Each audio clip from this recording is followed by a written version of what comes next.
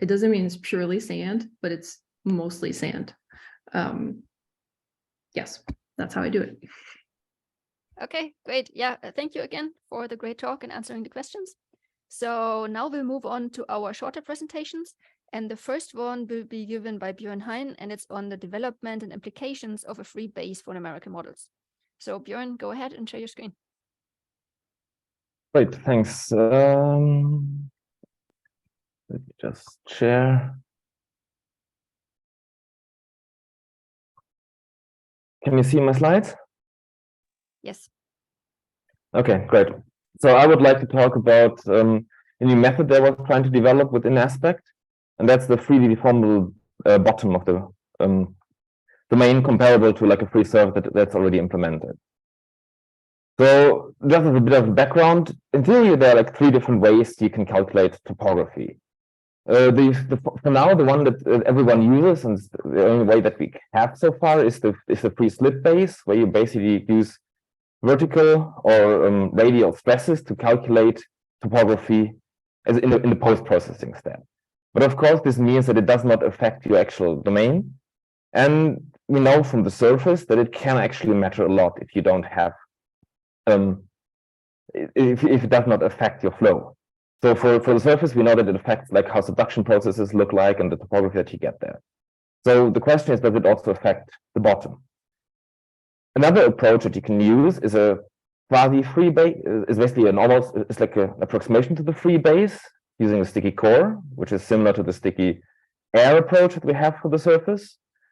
Tobias, Wolf, and Fabio Coneri and I, we tried that in Stack YY, but I'm not going to focus on that for now.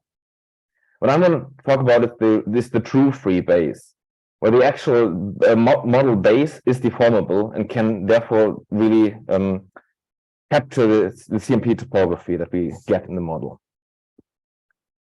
And even though I know that it was not originally intended in Aspect, and I know, for example, that Timo is never expected anyone would actually be crazy enough to do that. Well, sorry, Timo, here I am. So, but luckily, Aspect already has a lot of the infrastructure that we actually need to do this. So in theory, Aspect is already able to do that. There's just some things that we need to change in order to make it work. So we can use the free surface plugin that we already have, which changes which calculates the deformation of the surface and which predicts like how much that changes the traction. And I changed that into a free base plugin, which deforms the bottom. And in contrast to the free surface, you have to account that if you deform your bottom, you'll also change the hydrostatic pressure, which is above you. So this is an important aspect. If you forget that, your base will basically collapse into the core and go totally crazy. Then I changed the topography plugin, which is already existing for the surface. I just changed it into a CMB topography plugin. Not much work to do there, actually. And then somehow, so for the free surface, the pressure at the surface is always assumed to be 0, but it doesn't hold true for the base. Because at the base, since as we use the full pressure field, we have to set the pressure of the hydrostatic pressure of the material above us at any point. So what I used is the initial lithostatic pressure plugin and changed that in a way that the traction-free base plugin calculates this hydrostatic pressure at any point of our deformed or undeformed bottom. And then the mesh deformation handler, which actually handles deforming meshes, that can be just left as it is, luckily. So then with that, we are more or less set to do some runs. And the first thing that I did was to test it against analytical solutions. So if you have a box with an initial cosine topography, you can calculate an analytical solution how this topography would decay. In that box, there's nothing, no density heterogeneities, no temperature heterogeneities. It's just an initial topography shown here on the right, where you have on the left one is elevated by 8 kilometers, the right point is depressed by 8 kilometers, and then you just let that decay. And you can look at the this can be done by similar to for the free surface case and Tuckart and Schubert. You can derive an analytical solution for that. On the left, I show this analytical solution as this yellow dashed line, and the blue line shows the average, the maximum topography that I see in the free base model. And you can see that it actually decays pretty nicely according to the analytical solution. The maximum misfit that I have is around 0.5%, so it's pretty nice. I also tested other geometries, other wavelengths in my box, other box widths and sizes, and it works pretty nicely as long as these conditions for these conditions that have to be assumed for the analytical solution to be solved, as long as these conditions are fulfilled in the box as well, it works fine. Otherwise, you get a bigger misfit.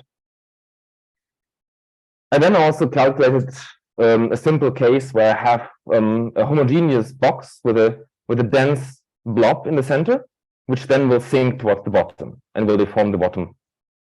And on the left-hand side, I calculated this setup with a free slip base, and then calculated the topography out of the stresses.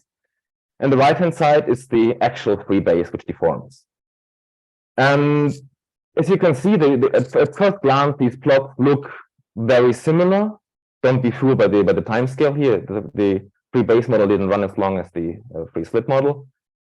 But the topography looks pretty similar, and if you look at the average topography that I calculate here, which is here on the right-hand side at the bottom, it stays close to 0, which is a good sign, because if our average topography along average topography along the base should stay around 0, because our domain is not expanding or contracting. So it should stay around 0, which is pretty nice. We then can compare those two solutions and see that even though they look somewhat similar, there is actually a small difference. So there's a difference in the time that we see the minimum. The free base shows it a bit later, and there's also a difference in the actual amount of topography. And of course, the solutions are different, so that you might expect that it's not perfectly the same. They're similar enough that you can say the method seems to work. But I'm still curious if this. It's still interesting to investigate whether these changes in topography can also be seen in other models, and if there's any kind of systematics in it. But I haven't gone to that yet. And of course, you may wonder, why do I actually bother to do that? And the answer is, in 2020, I did some calculations with a simple circle shell model where I forced a degree 2 flow and looked at the CMB topography that I predict from the stresses, from the free slip base. And what I found is that if the pile has no intrinsic viscosity increase, you just have a very smooth transition. Whereas if the pile has an intrinsic viscosity increase by 1 order of magnitude, you suddenly get a completely different pattern with a depression which is directly next to the pile. And of course, during that process, the question came up, is that realistic, or is it an artifact of the method? And in order to answer that, I actually need a free base to see if that's just a problem of the method, or if it's a real thing. So I did now some calculations with a similar setup. On the left-hand side, it's calculated with a free slip base. On the right-hand side, it's with a free base. This one is for a case where the pile has no intrinsic viscosity increase, and you can see the patterns that you get for those two cases, where free slip and free base, are very, very similar, very comparable. But what you already can notice is that the amplitudes are not necessarily the same again. So the slab seems to be more depressed in the case when you have an actual free base.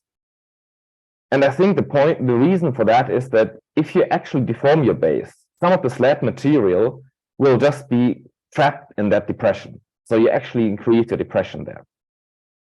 And for the pile, the topography is actually less pronounced. But otherwise, it's pretty comparable. And again, the average topography that we get for our free base case varies around 0. It's not perfectly 0, but means close enough that I think it's fine.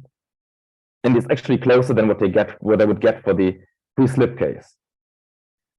If we then have an viscosity increase, an internal viscosity increase due to composition, we can see that again both models, both the free slip and the free base model, show a similar pattern. You see that there is this depression. It shows up in both, so it seems like it's not a numerical artifact of the method.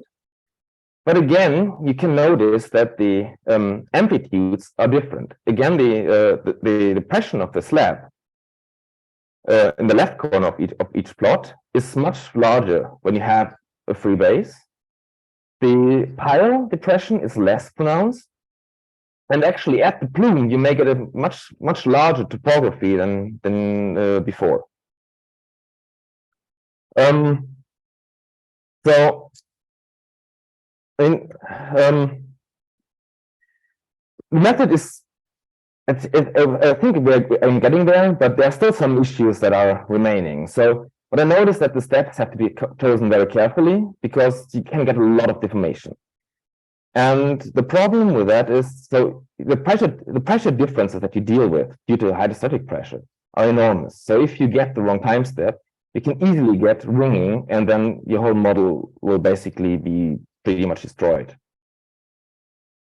And I was wondering if there's any way to improve that. I was thinking if there's any way to try to predict the time step to prevent overshooting. Relate the time step somehow to the mesh deformation velocity, and I still need to look whether the free surface stabilization that I also try to use for the free base, if how much that is actually helping or not. I'm not so sure about that yet.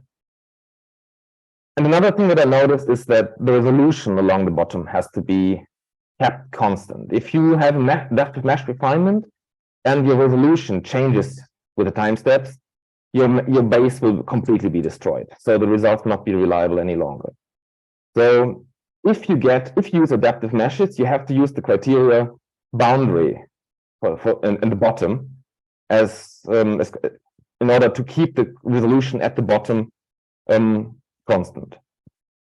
And for some things, I'm not so sure if it's actual ringing or apparent ringing. So on the right-hand side, you see here in the zoom in of the figure that I showed you before, where you see that actually you have some, it seems like it's like some small spikes, but you actually also see that at the bottom in the deformed mesh. This is a snapshot from ParaView, where you can see the mesh deformation. So I'm not sure if this is real or if it's an artifact.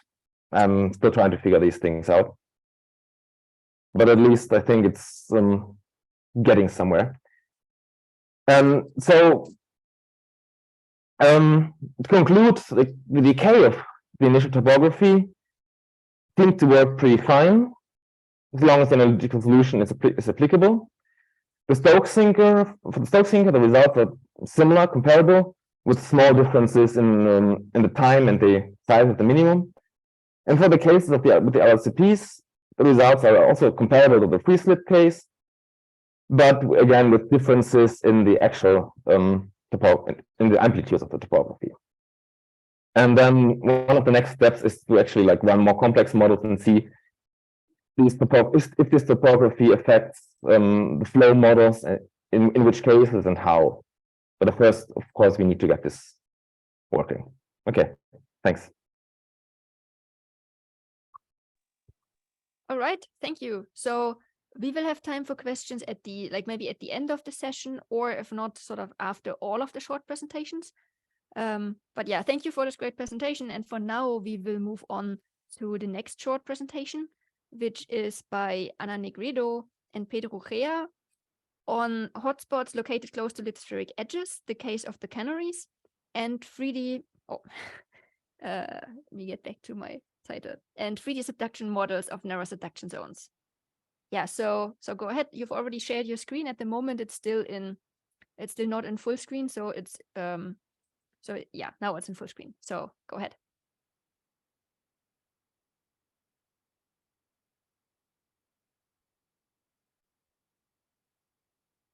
Yes. Okay. Yeah, so we see the presentation, but it's still like we still see the PowerPoint and it's not yet in full screen. Okay. Yeah, perfect. Now it's in full screen, isn't it? Okay. Yeah. So hello, everyone. So this work is made in collaboration with Jeroen van Hunen from the University of Durham, and also with Juan Rodriguez and Javier Fullea from the Complutense University. So this image on the left, well, is a picture of the last eruption that occurred in La Palma between September and December 2021. And well, I installed this logo just to express the solidarity with those affected by this eruption. So in general, the main hypothesis for the origin of the Canary Islands is a mantle plume hypothesis. What evidences do we have for this hypothesis? So that could be mainly the presence or the indications for hot material beneath the island. No? So here we see on the right a horizontal section at a depth of 150 kilometers, where we can see low velocity material, VS anomaly, beneath the Canaries and running nearly parallel to the craton, to the northwestern African craton.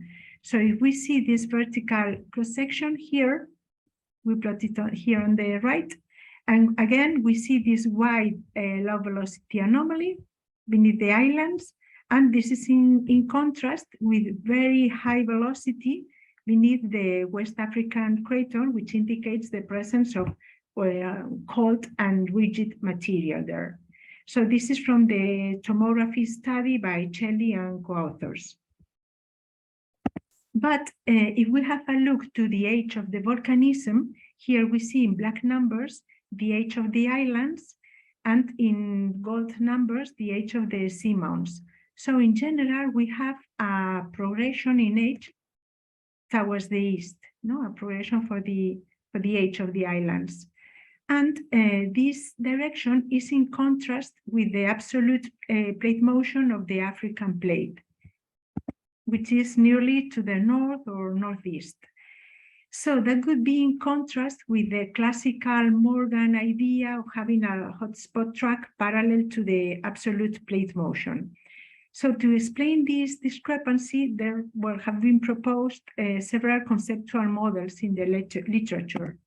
For example, we see this one by Geldmacher and co-authors, and they propose a combination between edge-driven convection due to the proximity to the edge of the northwestern African craton that could be combined with the upwelling of a mantle plume.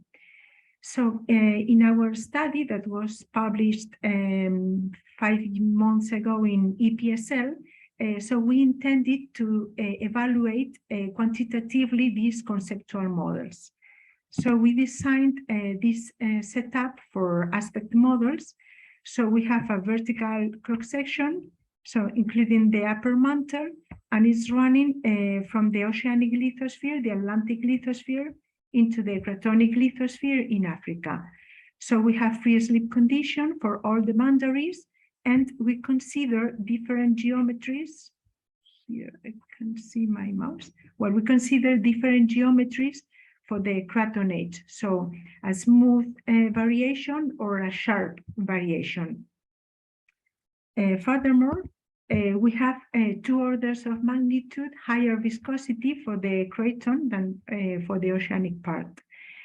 So for the initial thermal distribution, we considered, here we see an adiabatic profile for the mantle, and on top, a thermal boundary layer governed by the half-space cooling model, where we would have a laterally varying H, indicated here by A, a laterally varying H of the lithosphere. So this H would control the thermal contrast between the oceanic and the cratonic lithosphere.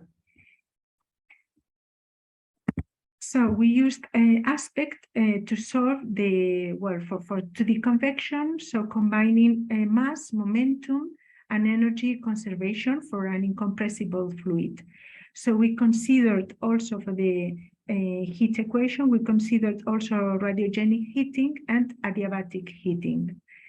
So in our first series of models, we just consider edge-driven convection here. So what we obtained is that we obtained a very narrow magmatic anomaly and located adjacent to the craton edge. And furthermore, we didn't obtain any thermal anomaly. So these two features are not consistent with what is observed in the Canaries, where we have magmatism as far away as 700 kilometers from the craton edge. So in a second series of models, in order to force for upper mantle plume upwelling, we imposed a temperature increase along a segment of the bottom boundary. So if we see the evolution in this video, so we are going to see the non-adiabatic temperature and also a compositional field for the melt fraction that would be indicated in rainbow colors. So I try to run the video. So we have this upwelling, and with time, what we have is a laterally moving plume that will generate also episodic melting. So with this plume, so we managed to reproduce a wide area of pulsating melting, also a wide asthenospheric thermal anomaly, but not much thermal erosion of the base of the lithosphere. So if we compare this model with a laterally moving plume head with what would happen having a flat lithosphere, we defined what we call the Canarian style and the Hawaiian style, no? So for the Canaries, we will have a laterally moving plume head due to the presence of the craton edge here, while for the case of a flat lithosphere, we will have a static plume head, and that could be more efficient to produce melting on the surface. So overall, our take-home idea would be that, well, having a upper mantle plume that interacts with a lithospheric edge on the above would produce a wide upper mantle thermal and magmatic anomaly, so consistent with what is observed for the Canaries, and also a lateral migration of the volcanism perpendicular to the strike of the craton edge. Yeah, and this is all. Thank you.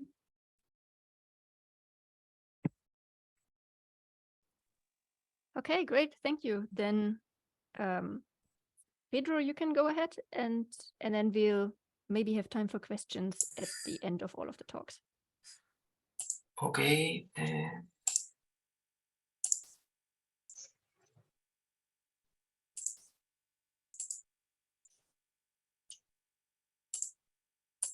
Okay, can you see my screen? Yes. All right, so hi everyone, I'm Pedro, and I'm going to talk about the factors controlling trench migration rates in narrow subduction zones based on insights from numerical modeling with aspect and observations. This work is in collaboration with Flor de Lis Mancilla from the University of Granada, Ana Negredo, who you already know, and Jeroen van Hunen from the University of Durham, who I guess many of you also know. The idea of this work comes from previous models that studied the effect of a slab width in subduction zones on trench retreat velocities, finding that the wider the slab, the smaller the retreat velocities. However, the main limitation of these studies is that they didn't include an overriding plate, as it is shown in this figure of Skellard's paper in 2007. So this makes it difficult to compare directly their results with observations.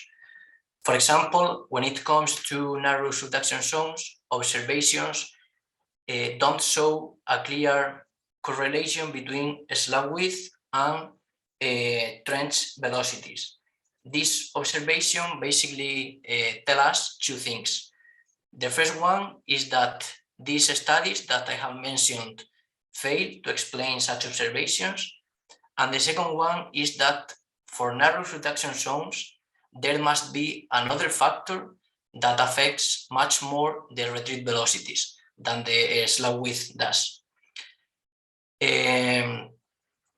So keeping in mind this, we have improved previous geodynamic models by including a numerating plate to systematically evaluate the effect of the slab width and the overriding plate thickness to study its influence on trench retreat velocities and to see if we can explain with these improved models the observations that I have mentioned. To that end, we have built this model setup, which has been done with the geodynamic world builder, and where we only model half of the domain due to the symmetry of the system. The trench is initially located at the middle of the x-axis, and every time I say trench velocity or trench retreat velocity in this presentation, I am referring to the velocity of this point in the middle of the subduction zone. Just for curiosity, we use for the simulations 256 cores, and the simulations took between 2 and 3 days, depending on the slab width and the overriding plate thickness. With this model setup, and regarding the effect of a slab width, this is what we find, where we have plot on the y-axis the trench velocities over time for different slab widths. The main result here is that the effect of a slab width is very, very weak, because as we can see, variations in velocity are less than 1 centimeter per year. If we now look at observations and plot trench velocity against a slab width for different narrow subduction system, what we observe is a lack of correlation, as I mentioned earlier, between the trench velocities and the slab width. So our results showing the very weak effect of a slab width are in agreement with the observations showing a lack of correlation between these two magnitudes. In contrast, if we now move to see the effect of overriding plate thickness, we can see that its effect is much stronger, and we see that the velocities significantly decrease as the overriding plate thickness increase. But more interesting, if we now look again at observations and plot trench velocities against overriding plate thickness, this time we see the same tendency that we have observed with our models. I mean, we find a decrease in trench velocities with increasing overriding plate thicknesses, both with our models and in observations. So with these results, we can conclude that including an overriding plate is important to study realistic subduction systems, because we have seen that it affects strongly the results of the simulations. Also, the models show that the slab width has little effect on trench retreat velocities for narrow subduction zones, which in fact is supported by the lack of correlation between the width of the slab and the velocities. And finally, that the overriding plate thickness is the main controlling factor on trench retreat velocities for narrow subduction zones, with velocities strongly decreasing as the thicknesses increase. So that's all. Thank you very much.